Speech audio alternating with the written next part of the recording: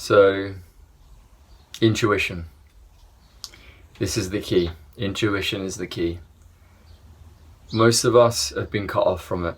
We learn at some stage through some conditioning, whether as a child or as an adult, ways in which by expressing ourselves we got shut down. Whether we weren't accepted when we fully expressed ourselves, maybe the parent just doing general parenting stopped us or sort of oppressed us from doing our own natural, honest expression, or just generally to survive in this culture and this world, we have to sort of curb our fullest expression and often and fit into the culture to be accepted by others in our roles as work colleagues and friends and peers and with our families.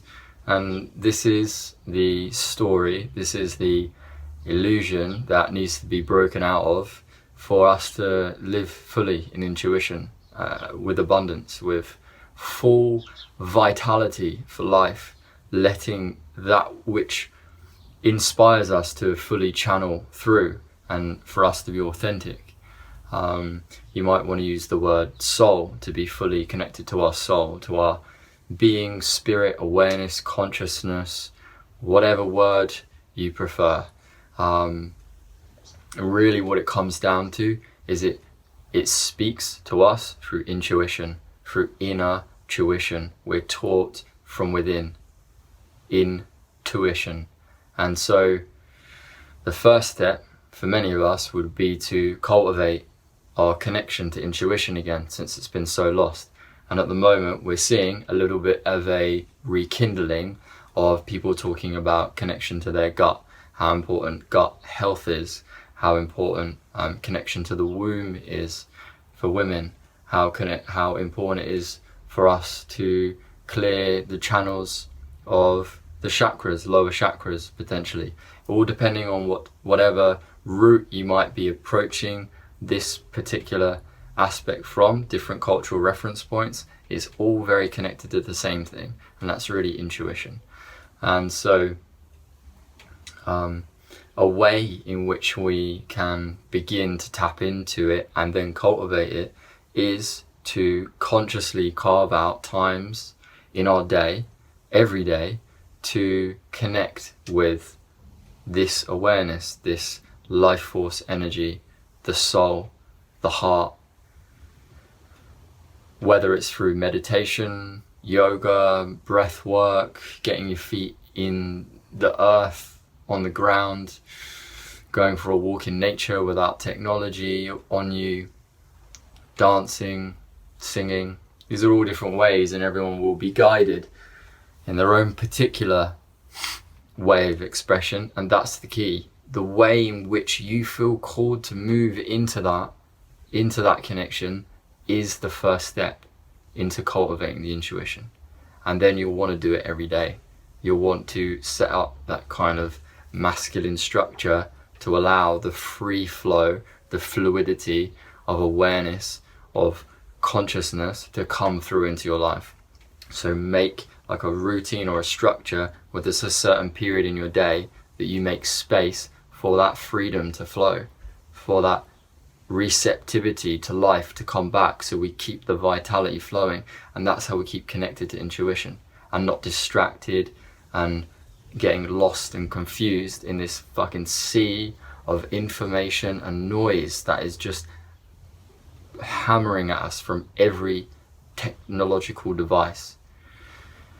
So there's a responsibility there also for us to really take that back, because we've been tricked. We've had our neural networks hijacked by machine algorithms that are literally created and propelled by your interaction with them for them to addict you to it.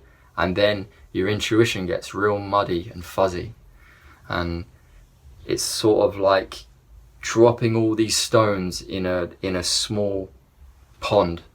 All this information that you're allowing into your day in the beginning is just muddying and making murky all of your conscious clarity, this clear water that you woke up with, this sort of nice, peaceful serenity now is getting filled up with all these opinions and ideas and belief systems that aren't yours. And so how are you going to figure out what you really want to do in the day? So it starts at the beginning of the day, setting up some way in which you are cultivating that connection so that there's an energetic foundation that is authentic and connected. And from there, when this stuff comes at you, because it will do when you're browsing these devices, you'll be able to discern, yeah, I'm going to connect with that, or yeah, I'm not, or yeah, that's bullshit, or no, it's not, that's interesting, I'm going to save that for later or for now. You know, what's true, what's not. Maybe not 100% true, but you'll know whether it's true enough for you in that moment to connect with it. You know, it's a responsibility that we have to take back.